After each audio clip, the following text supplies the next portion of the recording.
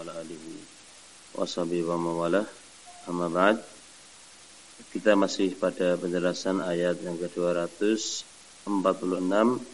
sampai 248 dari surat Al-Baqarah tentang kisah beberapa pembesar dari Bani Israel setelah wafatnya Musa alaihi salatu wassalam. Mereka meminta kepada Nabi mereka untuk dipilihkan bagi mereka seorang raja yang akan memimpin mereka berperang. Maka sang Nabi mengatakan, kiranya seperti apa sikap kalian jika Allah wajibkan perang atas kalian? Apa kalian mau berperang? Kata mereka, bagaimana kita tidak berperang? Kita terusir dari negeri-negeri kita, anak-anak kita. Artinya mereka tawakalnya kepada Allah kurang. Dan mereka menyandarkan kepada kekuatan mereka sendiri, sehingga nanti ketika mereka berangkat berperang, kebanyakan dari mereka melemah tekadnya. Disebutkan di sini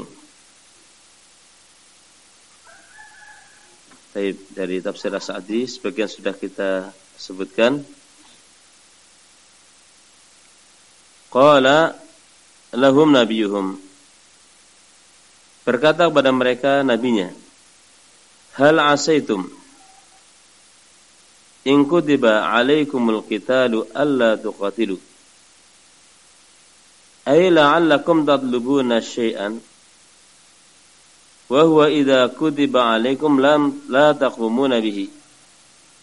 Kata Nabi tersebut kepada Bani Israel, kepada pembesar Bani Israel, bisa jadi kalian meminta sesuatu yang kalau itu permintaannya dikabulkan, yaitu diwajibkan jihad atas kalian, kalian tidak akan menjalankannya. Fa'arada alaihimul afiyah falam yaqbaduha. Jadi Nabi mereka menawarkan kepada mereka, sudah kalian gak usah minta seperti itu, karena khawatir kalau kalian minta diangkatkan di tengah kalian seorang raja yang tujuannya untuk memimpin perang kalian, khawatir kalian tidak mau menjalankan perintah jihad ini. Sudahlah, gak usah kalian minta seperti itu.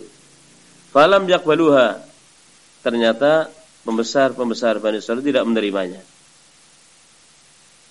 Pokoknya harus dipilihkan untuk kami seorang raja yang memimpin kami berperang. Wa atamadu ala azmihim wa niyatihim, dan mereka bersandar kepada tekad dan niat mereka. Tidak cukup sebenarnya niat dan tekad. Butuh di sini isti'anah billah, butuh seorang itu meminta pertolongan kepada Allah Subhanahu wa taala. Makanya Rasulullah sallallahu alaihi wasallam dalam salah satu nasihat yang beliau sampaikan, ihris ala ma yanfa'uka wasta'in billah. Bersemangatlah kamu untuk melakukan sesuatu yang maslahat dan mintalah pertolongan kepada Allah. Di sini tidak cukup seorang itu hanya hirs, semangat, tekad yang kuat, tidak cukup.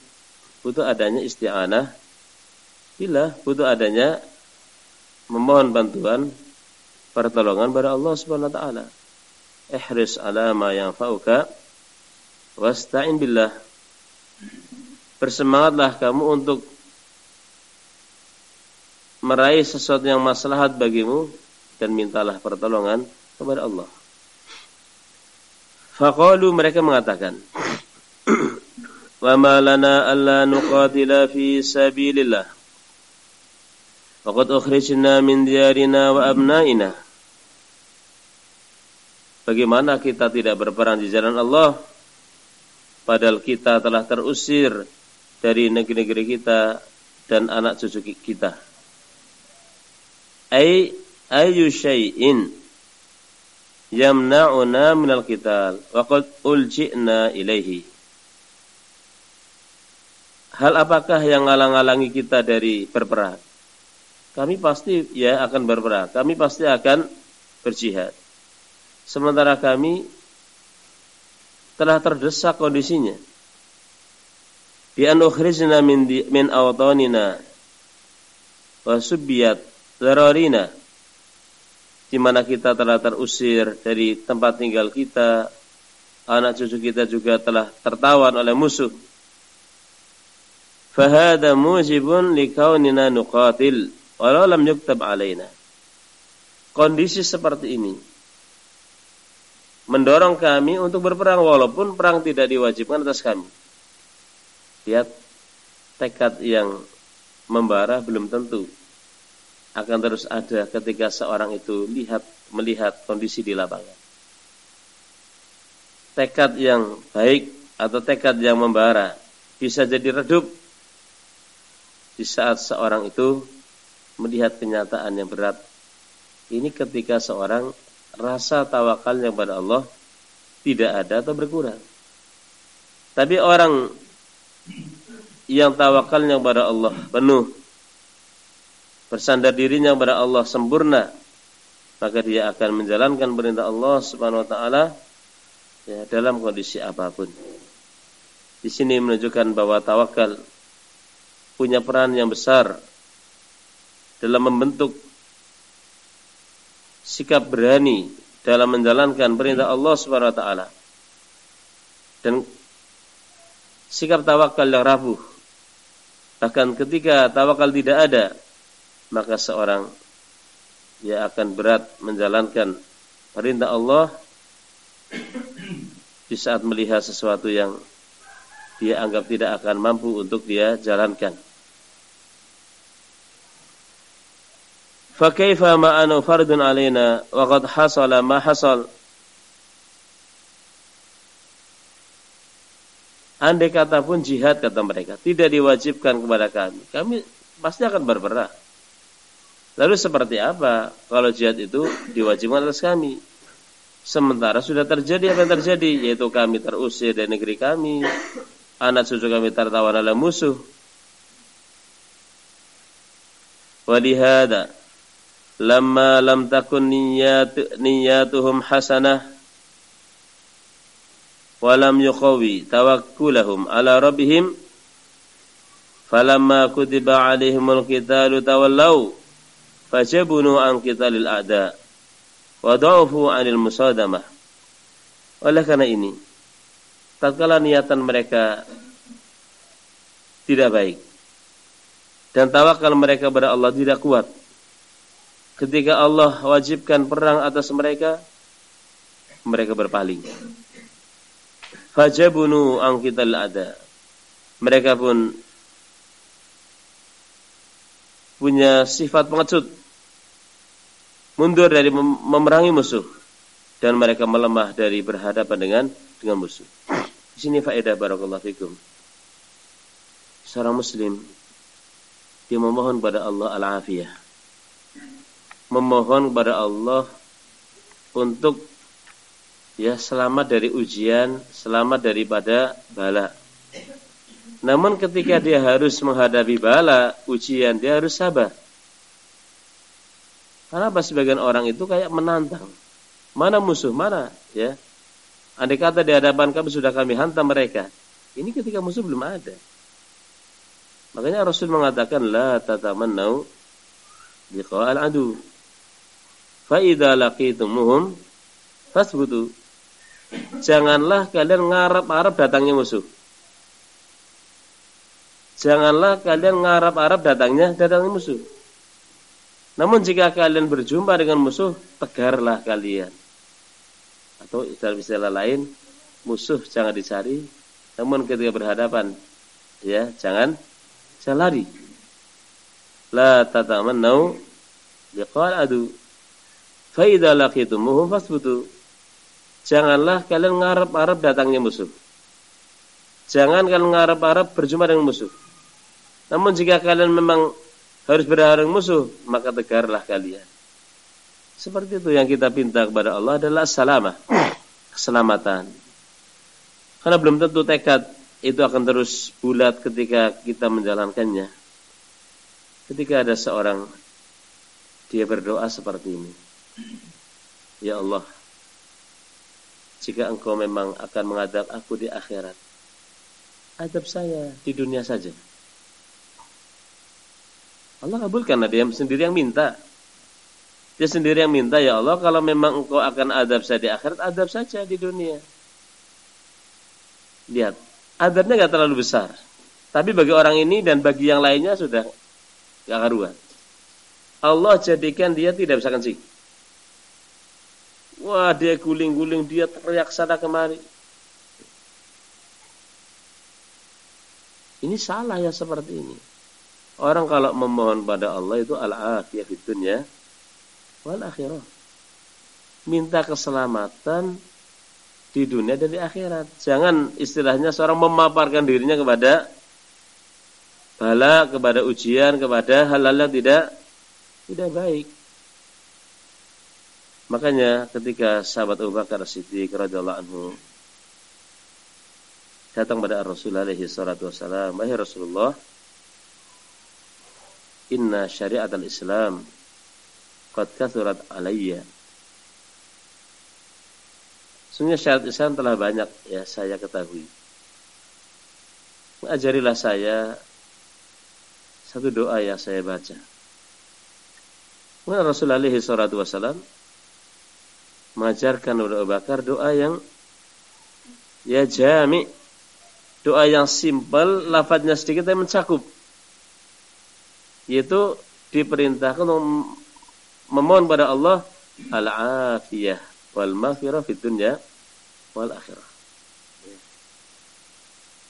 Sadullah al-afiyah ya fid dunya wal akhirah. Maka alaihi salatu wasallam, mintalah kamu keselamatan dunia wal akhir, cukup. Meminta pada Allah al-afa wal afiyah, ampunan dan keselamatan di dunia dan di akhirat, cukup. Hanya di antara doa yang sering dibaca oleh Nabi dan beliau baca di sela-sela doa beliau, sebagaimana meriwayat Anas bin Malik, doa Rabbana atina fid dunya hasanah wa fil akhirati hasanah wa qina adzabannar.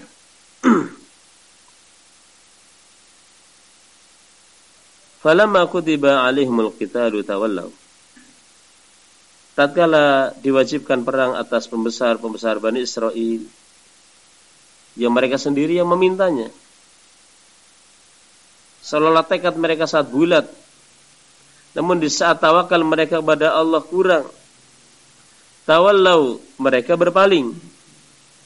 Fajabunu an qitalil ada, mereka pengecut, mereka mentalnya melemah dari memerangi musuh.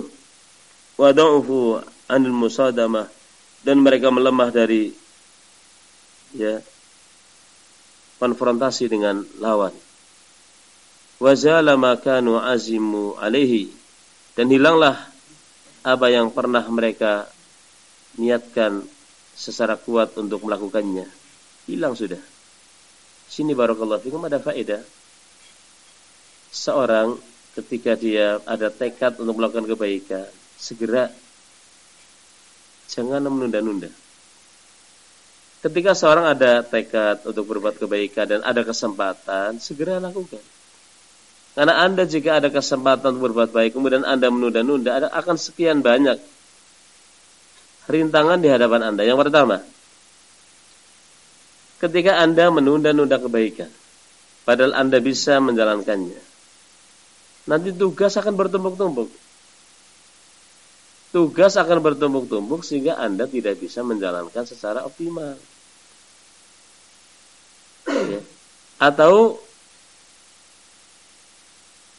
tekad yang dulunya sudah muncul, ketika Anda ingin melakukannya, tekad sudah melemah. Yang namanya orang itu mudah sekali berubah. Pagi hari mukmin, sore hari sudah kafir. Gak nunggu seminggu, gak nunggu sebulan.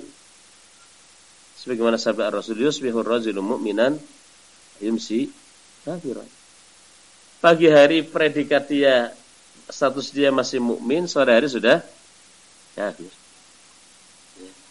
Kemudian juga bisa jadi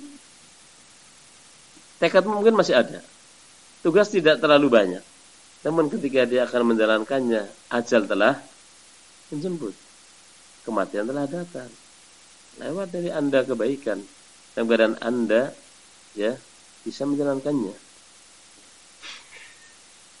Sekarang dia terhalang dengan kematian. Disebutkan di sini. Wastawala ala aksarihim al-khawar wal-jubn. Dan sikap pengecut dan mundur dari memerangi musuh telah menguasai kebanyakan mereka. Illa qalila minhum, kecuali hanya sedikit dari mereka. Memang sejarah telah membuktikan sedikit dari orang yang istiqomah di atas syariat. Orang dalam kondisi aman semuanya mengatakan mukmin, mukmin, mukmin. Namun giliran mendapat ujian akan terlihat as-sadiq minal kadhib. Di saat ada fitnah akan terlihat orang yang betul-betul dia ala as-siratil mustaqim, di atas jalan yang lurus, dan siapa yang menyimpang. Dalam kondisi aman, dalam kondisi damai semua mengatakan ana mukmin, ana muslim, saya mukmin, saya muslim. Namun di saat susah, di saat fitnah, di saat sulit, akan terlihat as-sadiq minal kadhib. Akan terlihat mana yang jujur imannya dan mana yang dusta. Dan Allah SWT menyebutkan wa qalilun min ibadiya asy-syakur. Sedikit dari hamba-hambaku yang bersyukur. Ya. Dari sekian banyak pembesar-pembesar Bani Israel yang mereka terjun di medan laga, ternyata yang tegar hanya sedikit dari mereka. Yang tulus tekadnya dan siap menjalankan perintah Allah SWT, namun jangan dianggap ringan. Sedikitnya orang telah cukup menjatuhkan lawan, meruntuhkan lawan. Perang memang tidak perlu banyak orang. Perang yang diperlukan adalah ketulusan dan tawakal pada Allah serta strategi yang canggih. Makanya Allah mengatakan kam sini disebutkan dalam ayat, mereka mengatakan Allah SWT dia mengatakan kam min fi'atin qalilatin ghalabat fi'atan katsiratan bi'idznillah. Berapa banyak kelompok yang sedikit mampu menumbangkan kelompok yang banyak dengan seizin Allah. Lagi-lagi bi'idznillah, dengan seizin Allah, bukan dengan kekuatan kita, bukan dengan tekad kita semata, namun bi'idznillah. Hanya Allah SWT mengatakan wa man nasru illa min indillah. Kemenangan tidak lain dan tidak bukan kecuali datangnya dari Allah Subhanahu wa taala. Illa qalila minhum fa'asamahumullah fathabatahum wa qawwa qulubahum. Yang tegar hanya sedikit dari mereka. Allah jaga mereka, Allah kokohkan, kuatkan hati mereka. Faltazamu amrallah.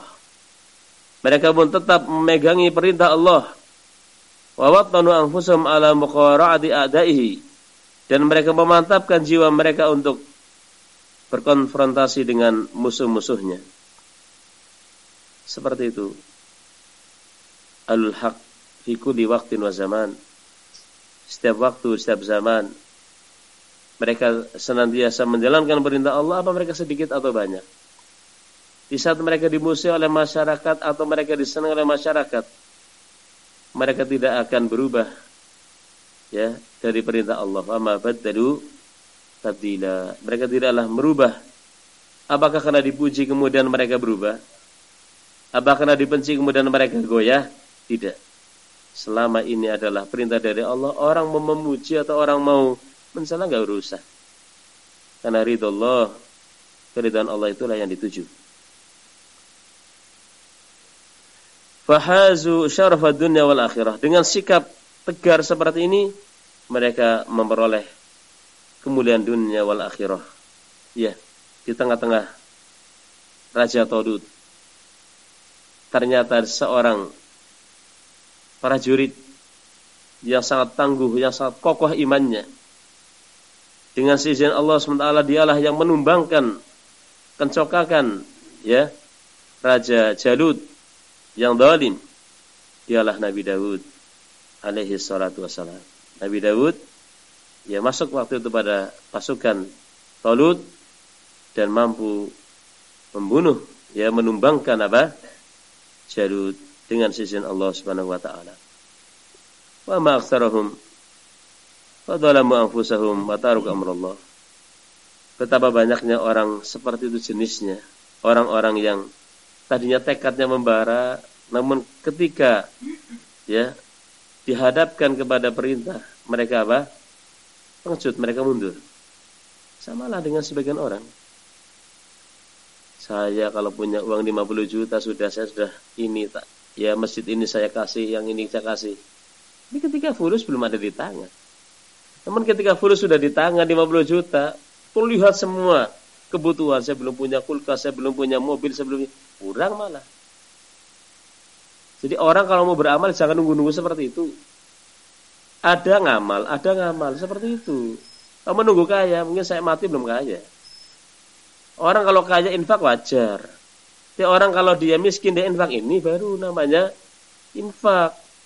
Ya. Hanya disebutkan di antara jenis infak yang itu besar nilainya al-infak, ya, indal iftar. Berinfak dalam kondisi miskin ini luar biasa. Imam Al-Bukhari menyebutkan dalam kitabnya Al-Adab bab al-muwasat, ya, di al-maja'at, ya, memberi santunan di saat kondisi apa? Paceklik, kelaparan. Ini luar biasa. Orang mungkin dalam kondisi panen raya, dalam kondisi ya orang ya hasilnya banyak, wajar kalau dia infak. Namun di saat paceklik, dia sendiri butuh, dia kemudian infak, ini ya seorang itu kuat imannya. Jangan nunggu-nunggu beramal sampai kalau nanti saya kaya, kalau saya ini, jangan. Belum tentu kamu akan kaya kemudian kamu akhirnya terlewat dari beramal. Seorang mukmin, seorang muslim, dia akan beramal dalam kondisi apapun, selagi dia mampu. Mampu di sini maksudnya, kalau mungkin tidak punya apa-apa ya mau berinfak harta ya nggak mungkin, ya kan. Jadi misalnya punya, ya misalnya 5 korma, dia infakkan 2 korma, bisa. Inilah Aisyah radhiyallahu anha. Datang kepadanya seorang wanita pengemis dengan membawa kedua putranya, kedua anaknya. Waktu itu subhanallah tidak ada makanan di rumah Aisyah. Padahal Aisyah adalah istri Ar-Rasul.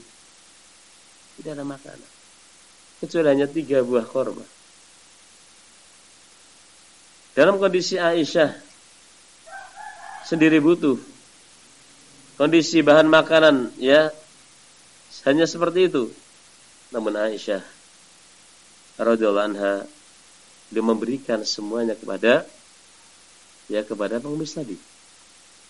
Mungkin kita belum bisa seperti itu sudah. Tadi kita ketika muqarabah, kita mendekati dengan sikap-sikap seperti ini. Sebenarnya kaum muslimin itu banyak yang punya, kaum muslimin banyak yang kaya, namun mereka pelit. Ya, mereka berat untuk apa?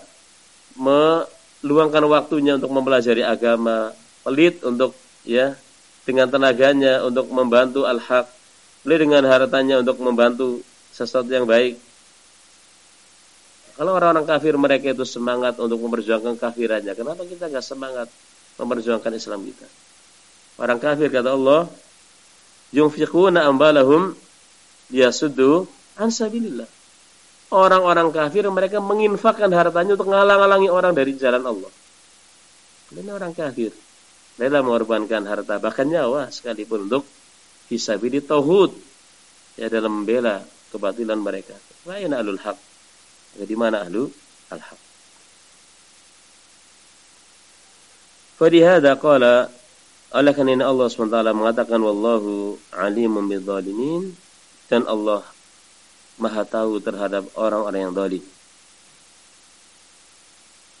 Karena mereka sendiri yang meminta, mereka sendiri yang ketika ditegur oleh Nabi mereka, sudahlah, kan enggak usah minta untuk dipilihkan, diangkat seorang raja memimpin perang atas kalian, enggak usah kalian minta seperti itu, khawatir nanti kalau diwajibkan jihad kalian akan mundur. Sudah ditawarkan yang baik oleh Nabi, tapi mereka tetap menolak. Ya ini. Ketika mereka sendiri yang minta kemudian mereka mundur, mereka kira-kira orang yang adil atau zalim? Zalim. Zalim. Karena apa? Mereka sendiri yang minta, kemudian mereka sendiri yang mundur. Wa qala lahum nabiyuhum. Nabi mereka, ya Nabi Bani Israel mengatakan pada pembesar-besar Bani Israel. Itu yang diajak bicara para pembesarnya, karena para pembesar inilah wakil dari apa? Masyarakat. Kalau pembesarnya aja seperti sikapnya kayak apa? Masyarakatnya. Nah, masyarakat biasanya dilihat siapa pembesarnya, siapa yang menjadi pimpinannya. Mujiban li talabihim, Nabi tersebut menjawab permohonan mereka. Innallaha qad ba'atsa lakum Taluta malika. Sesungguhnya Allah telah mengutus Raja Talut untuk memimpin kalian. Ini yang pilih Allah. Dan pilihan Allah tidak akan mungkin salah. Coba kayak apa sikap mereka? Kalau yang milih ini Allah loh. Bukan Nabi, bukan yang milih Allah sudah. Protes ternyata mereka. Loh, kenapa Talut yang jadi raja? Kenapa Talut yang akan memimpin perang kami? Dia bukan orang yang berharta, orang kere kok dia. Ya. Dari sini sudah kelihatan tekad mereka nggak tulus. Kalau orang itu tulus nggak akan protes-protes seperti ini. Mu yang memimpin fulan atau alan nggak jadi soal. Orang kalau tulus mau diletakkan di mana? Mau jadi panglima, mau jadi prajurit sama saja. Khalid bin Walid radhiyallahu anhu yang berapa kali beliau memimpin pasukan. Di sana Abu Bakar bahkan menjadi panglima perang. Di zaman Rasul menjadi komandan tempur. Beliau dengan izin Allah yang memimpin pasukan Mu'tah ketika para komandan-komandan terbunuh. Namun ketika di zaman Umar dia dimutasi, diganti dengan Abu Ubaidah. Kini Khalid menjadi seorang prajurit yang dulunya apa? Panglima. Apa ketika dia sudah ya digantikan posisinya kemudian dia enggak mau berjuang? Saya dulu panglima kok sekarang jadi prajurit. Itu saya biasa ngatur, sekarang saya diatur. Ini orang yang tidak tulus, tapi Khalid bin Walid tetap berjuang. Berperang tiba ya kepemimpinan siapapun, ini orang yang tulus seperti ini. Orang yang tulus mau dijadikan pengarep orang di depan atau di belakang sama saja. Orang namanya kerja tim kok. Orang namanya amalan kolektif kok. Ya. Semuanya dapat andil pahala di situ, mendapat bagian pahala. Fakana hadza ta'yinan min Allah al-wajib 'alaihim fihi al-qabul. Ini adalah penentuan dari Allah bahwa yang mengangkat Talut sebagai raja atas Bani Israel ya Allah SWT.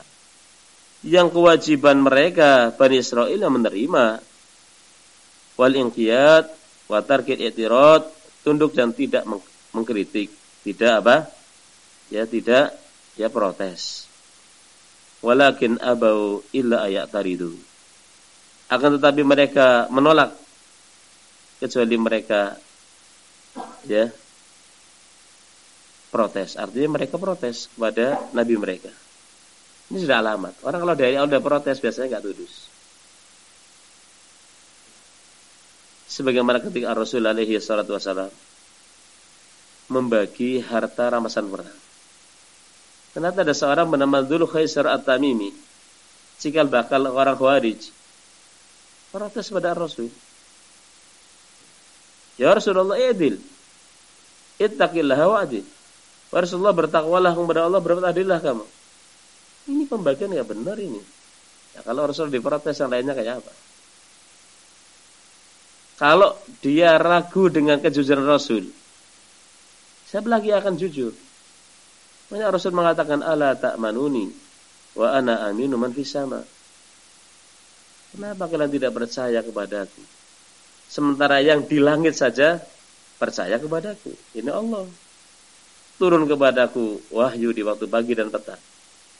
Artinya kalau Allah saja percaya dengan Rasulullah, dengan mengutusnya sebagai Rasul, turun kepadanya wahyu di pagi dan petang, kenapa kalian tidak percaya? Yang hanya pembagian harta seperti ini. Ala ta'manuni wa ana aminu man fis sama. Kenapa kalian tidak percaya kepadaku padahal yang di langit percaya kepadaku? Faqalu, mereka mengatakan, mereka beralasan. Tapi apakah semua orang beralasan dibenarkan? Tidak semua alasan dibenarkan. Ada alasan yang rapuh, ada alasan yang kuat. Alasan mereka mengkritik kepemimpinan Talut sangat-sangat rapuh dan menggelikan dalam sejarah.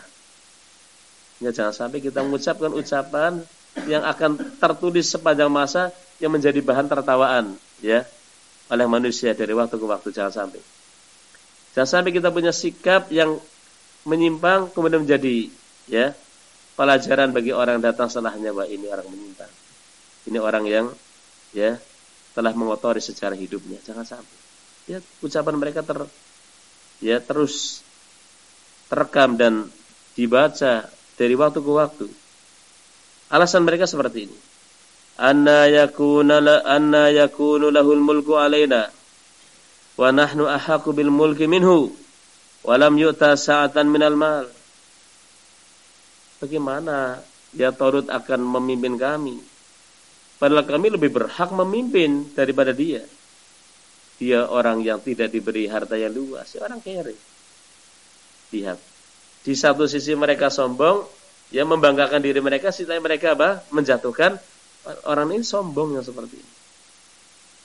Fatarul haq wa qamtu anna, jelas-jelas ini Allah yang ngangkat kok mereka menolak. Sudah gitu merendahkan orang lain. Orang seperti akan menang. Sombong itu tidak akan menjadikan orang menang. Tapi ternyata ya tidak semua Bani Israil seperti itu. Di tengah-tengah orang jahat ada orang yang masih apa? Baik. Ya, enggak semuanya. Karena Allah mengecualikan illa qalilan minhum. Ya, ada masih tetap orang yang baik. Ya, jelek tetap banyak, tapi yang baik tetap apa? Ada. Bibit yang baik ini yang sedikit, ya, bisa jadi dengan yang orang sedikit ini mampu, ya, membawa umatnya pada kebaikan. Bayangkan, ini adalah pandangan materialis. Mengukur kemuliaan sesuatu dengan apa? Harta itu apa? Teori apa? Madiyah. Pemahaman materialis. Makanya dulu seorang penyair mengatakan, ya, kalimat yang bagus sekali. Walastu aras sa'adata jam'a malin, lakinna taqiyya huwa sa'idu. Aku memandang kebahagiaan bukanlah dengan menumpuk harta, namun takwa itulah sesungguhnya, ya, orang yang bertakwa itulah orang yang bahagia. Syair ini barakallahu fikum mungkin sangat terasa asing fi hadzal zaman, di zaman kita ini, di mana pemahaman materialis telah merayap bahkan di tengah-tengah rumah kaum muslimin, sehingga mereka yang dikejar adalah dunia dan dunia. Ada pendidikan agama, ada menanamkan nilai-nilai akidah. Paling mereka katakan nanti kalau udah dewasa, ya, yang penting anak ini dapat ijazah, yang penting ini dan ini, ya, nanti bisa kerja. Yang ditanamkan seperti itu, ya. Nanti kalau besar mereka biar cari apa namanya hidayah sendiri. Ini prinsip yang keliru yang seperti ini. Anak itu biasanya secara umum ya, awal tumbuhnya seperti apa? Kalau seorang anak pemuda tumbuh awalnya bersama Ahlus Sunnah, kita harapkan besarnya. Karena seorang pemuda tumbuhnya dengan ahli bid'ah, kita harapkan. Sebagian salaf mengatakan, idza ra'aita syaba awwala nash'ati ma ahli sunnati farjuh. Kalau Anda melihat seorang pemuda awal tumbuhnya bersama ahli sunnah, harapkan masa depannya. Wa idza ra'aitahu yansha'u ma ahli bid'ati fala tarju. Kalau kamu melihat seorang pemuda awal tumbuhnya dengan ahli bid'ah, jangan kamu harapkan. Ya. Jadi barakallahu fikum, pemahaman materialis telah merayap di tengah-tengah umat Islam. Nah, ini tentunya pekerjaan berat bagi kita semua untuk meluruskannya. Jangan sampai sikap-sikap jelek yang ada pada pembesar Bani Israil ini merayap pada kita. Kita bukan hanya membaca cerita, namun ini dijadikan pelajaran. Mereka tercela sepanjang masa orang-orang yang berpemahaman materialis, dan tentunya kita tidak ingin digolongkan bersama golongan mereka. Kata mereka, kaifa yakunu malikan wa huwa dunana fi syaraf wan nasab wa nahnu ahaqqu bil mulki minhu. Bagaimana dia menjadi raja bagi kami? Padahal dia ini, Talut ini, orang yang sisi kemuliaannya, sisi nasabnya, sisi hartanya jauh di bawah kita. Kita lebih berhak untuk menjadi raja ketimbang dia. Subhanallah. Yang namanya kekuasaan itu Allah berikan kepada siapa yang Allah kehendaki. Tu'til mulka man tasya wa tanzi'ul mulka mimman tasya. Engkau ya Allah memberikan kekuasaan siapa yang Engkau kehendaki. Dan Engkau mencabut kekuasaan dari siapa yang Engkau kehendaki. Wa ma hadza fa huwa faqirun laisa indahu ma yaqumu bil mulku minal amal. Sudah dia bukan orang yang mulia nasabnya di tengah kami, dia juga fakir, kata mereka. Tidak memiliki sesuatu yang bisa menegakkan kekuasaan dengan hartanya. Wa hadza bina'un minhum ala dhanin fasid. Ini semua dibangun atas pemahaman mereka yang rusak. Apa pemahaman rusak? Wa huwa anal mulka wa nahwahu minal wilayat mustalzimun li syarafin nasab wa kathratil mal. Pemahaman bahwa yang namanya kekuasaan dan semisalnya dari kekuasaan mengharuskan seorang yang akan mendudukinya orang yang punya nasab yang mulia dan hartanya banyak. Walam ya'lamu anna sifatal haqiqiyah allati tujibu taqdim muqaddamah 'alaiha. Dan mereka tidak tahu bahwa sifat yang hakiki yang menyebabkan mereka diprioritaskan menjadi orang yang didepankan. Pada sana ada sifat-sifat yang harus ada. Bukan harta, bukan nasab.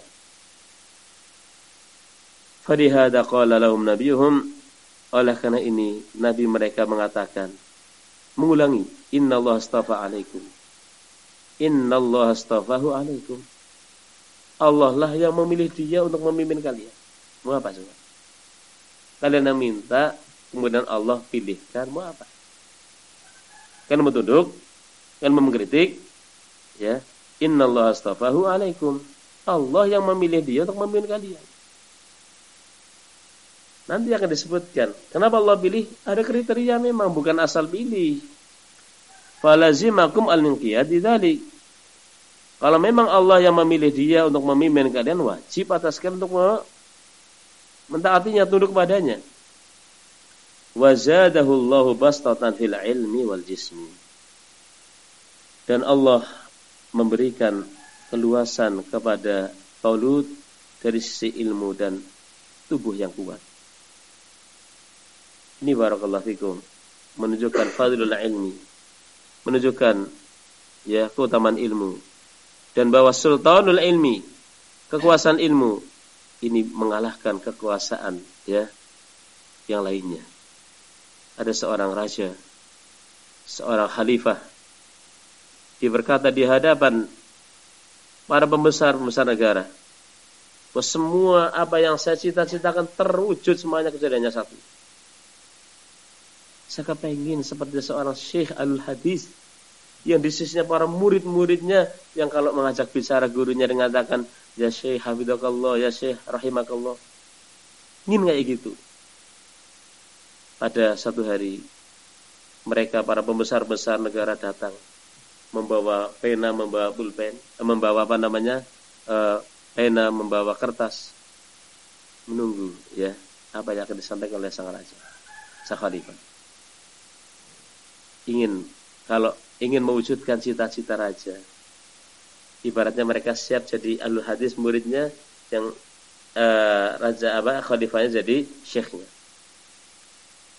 Ketika mereka sudah datang dan di tangan mereka ada ya kertas dan tinta, kata sang khalifah, bukan seperti kalian.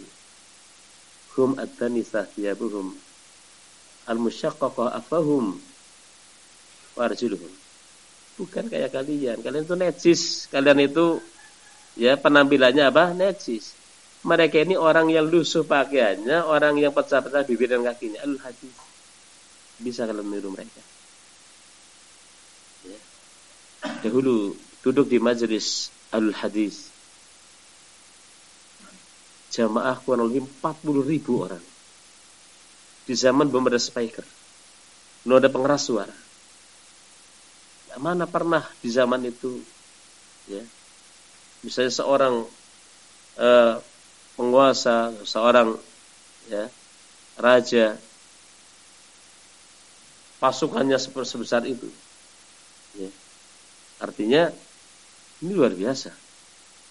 40.000 bahkan lebih duduk di majelis seorang ulama hadis di zaman belum ada speaker, hanya untuk mencatat hadis. Di saat ilmu dimuliakan, maka Allah muliakan mereka. Namun ketika ilmu ini sudah mulai ditinggal, dari mana umat ini akan mulia? Umat ini mulia karena ilmu. Sejarah telah membuktikan, bahkan di Bani Israel. Kenapa Talut yang dia bukan orang yang kaya, dia bukan orang yang terpandang, kemudian menjadi raja? Tangga apa yang menyampaikan Talut kepada kedudukan yang mulia seperti itu? Adalah tangga ilmu dan iman. Tangga ilmu dan iman. Dan ini adalah pelajaran bagi kita bahwa talabul ilmi ya akan meraih syarafud dunya wal akhirah. Makanya Allah SWT mengatakan narfa'u darajatin man nasya. Kami angkat siapa kami kehendaki, darajatin sekian tingkatan. Kata ulama aibil ilmi, yaitu dengan ilmu. Insyaallah kita lanjutkan pada kesempatan akan datang. Wallahu ta'ala a'lamu bissawab. Subhanakallah bihamdik asyhadu an la ilaha illa anta astaghfiruka wa atubu ilaik. Assalamualaikum warahmatullahi wabarakatuh.